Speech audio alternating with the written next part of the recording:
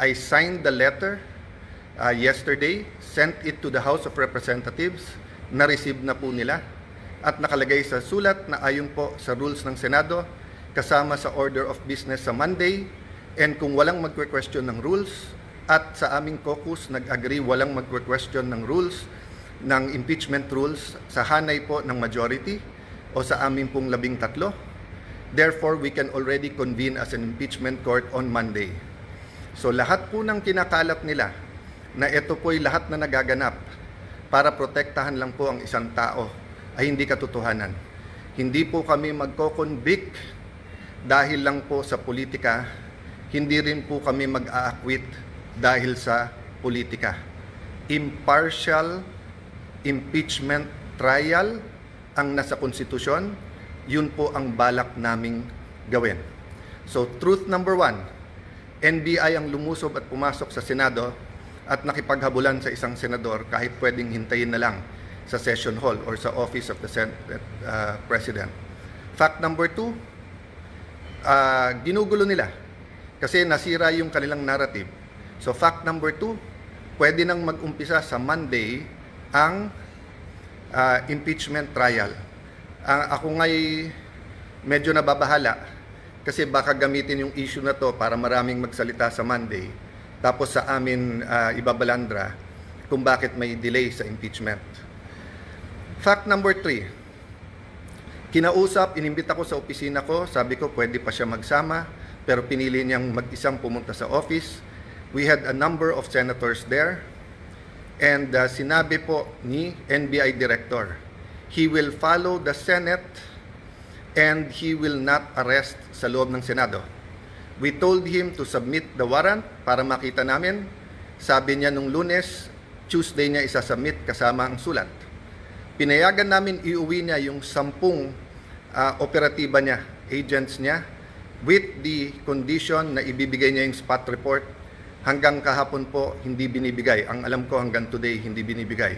Pangatlo po, sabi niya, hindi siya kikilos, hindi niya pakikilusin ng NBI nang walang coordination sa amin.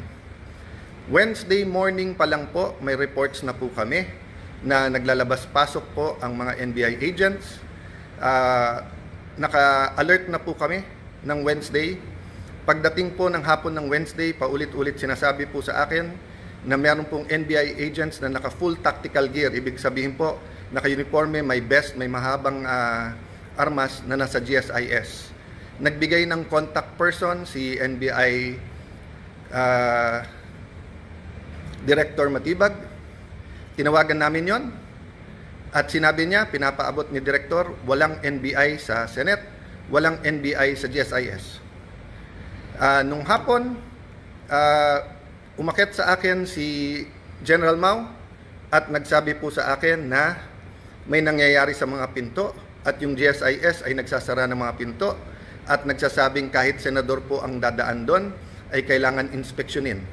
Sabi ko kay General Mao, paki-anyaya sa head ng GSIS, administrator yung nagamit niya noon, I think he meant GM. Sabi ko, I'm willing to talk to him very calmly, please call him. The next thing I knew, meron na daw mga armado doon. I asked them to call NBI ulit. Sinabi na naman nila na wala. Samantalang kitang-kita na ng mga nakasuot ng NBI. The next thing we knew, may mga putukan na at akala po namin yan ay mga fireworks. Nagpuputukan na pala po sa baba. Still, they were denying that NBI yon. Kahit na yung mismong winarningan nila ay nagsabing NBI sila. So please look at the context. Alam natin under siege nung Monday or nasa loob ng Senado ang mga NBI. Alam po natin na nakipaghabulan sila. Gina-justify pa dahil ito daw po ang paraan na mag-arrest. Pagkatapos pinangako sa amin na wala daw pong NBI sa paligiran. Nandun na po ang Marines, nandun po PNP, libo po ang PNP sa labas, naging very transparent kami. Nakiusap kami na walang baril sa loob ng Senado. Tignan nyo po lahat ng video. So nung nangyari na po yun at hindi na po namin alam kung sino kakausapin dahil nagkaipitan na sa loob ng kwarto ang bawat isa, ginamit natin Facebook. Ang sumagot po ay si Secretary ng Interior na si John Vic Remulla. Dumating siya, sabi niya, please allow the police inside. Nag-usap kami, sinabi niya, secure kagad, I'll be there in 10 minutes, secure the CCTV. Agad kong sinabi, kay as soon as nakaakyat na po si Sergeant at Arms Mau, sabi ko, secure the CCTV room, huwag niyong gagalawin. Pagdating ng mga police, make sure you have 2 copies, isa sa kanila, isa sa amin, para hindi po matamper. Yun din po pinag-uusapan ng ibang senador sa loob ng room. So nung sinabi po ni Jinggoy na itago, ang ibig niya sabihin, make sure walang makakuha kung hindi po yung police. At sinagot siya nun, kung tinuloy yung video na yon, may sumagot na nakasecure na po. As soon as Secretary Remulla came, the first thing he did was kamustahin kung okay kami, kung secured yung mga senador. Then tinanong yung CCTV and then nagpaalam kung pwede i-sweep floor by floor at pumasok yung iba pang police. Technically, I could have said it was under Senate jurisdiction. But he gave me his word and he followed his word that this will be a investigation that is independent. So dalawa po, joint investigation to. Lahat po ng CCTV agad binigay. Pangalawa po, lahat ng crime scene hindi po namin tinago. In fact, sa GSIS hindi kami makapasok, pulis lang. Kaya bago umuwi si Secretary Remulla at si Chief PNP Nartates, hiningi ko na makapasok din po. Kasi nung una, inilalabas ang narrative ng iba na wala daw putok from the other side. Nung una, isa pa lang ang nakitang putok o bala na tumagos galing sa kabilang side. Pero nung pinayagan kami sa loob at nung pagkatapos po na inusisa ng mabuti ng PNP, nakita po na may at least 5. So what am I saying here?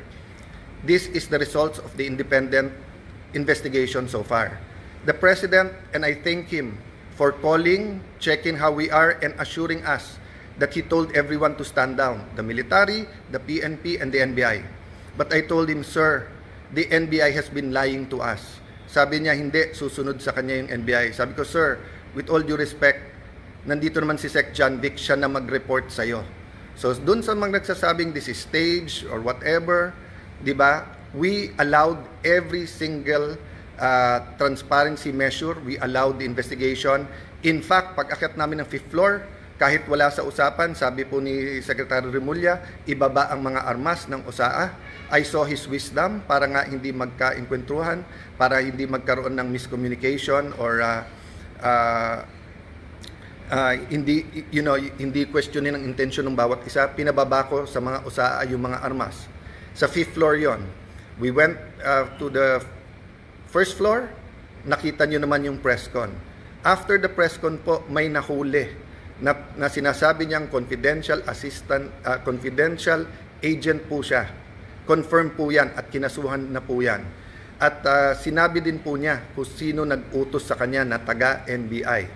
It is about this time na nagsimula pa lang mag-iba ng narrative ang NBI. Biglang umamin na nandun at biglang may sulat daw na ang GSIS ay nag-request ng security. Kailanman po wala sa history ng GSIS na NBI ang kanilang tatawagin. Parati po yung pulis. Ang NBI po ay hindi taga-secure. And even assuming for the sake of argument, may usapan na po kami ni Director Matibag na in the building, around the building, kasi pinangako niya sa akin walang checkpoint sa labas ng NBI. Samantalang nakita namin po yung video, NBI, pinabubuksan po yung mga kotse ng senador. This was on Monday. So sunod-sunod po ang kasinungalingan po ni NBI Director. I believe he's lying to the President. That is my personal belief. I believe he is giving him false narratives. Kasama po nila si Senator Trillanes nung Monday. Senator Trillanes had no personality to do that, but he is in coordination with many. Let me express my sadness.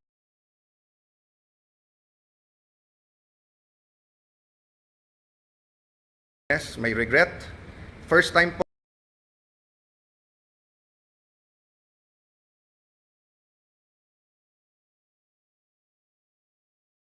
na ganito nangyari sa Senate. Usually po, nabangga lang, nauntog lang yung isang senador na dapa. Nandyan na yung 24 to see how you are. Usually po, may threat pa lang sa Senate. Pupunta na dyan lahat to see how But makita nyo naman po, parang bula na wala po yung buong minority. Pagkatapos wala kaming narinig hanggang mga 10, 10:30. Nung sinabi lang po, ay 9, 10, I don't know the time anymore.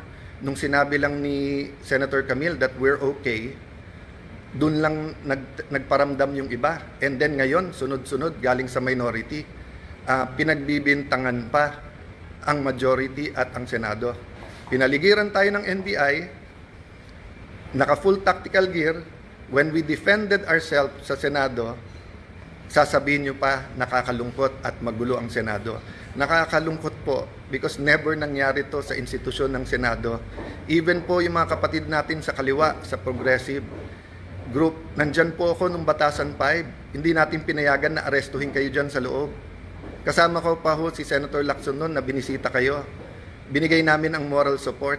So alam nyo po anong ibig sabihin po ng courtesy ng wag mag-aaresto sa Batasang Pambansa or dito po sa Senado.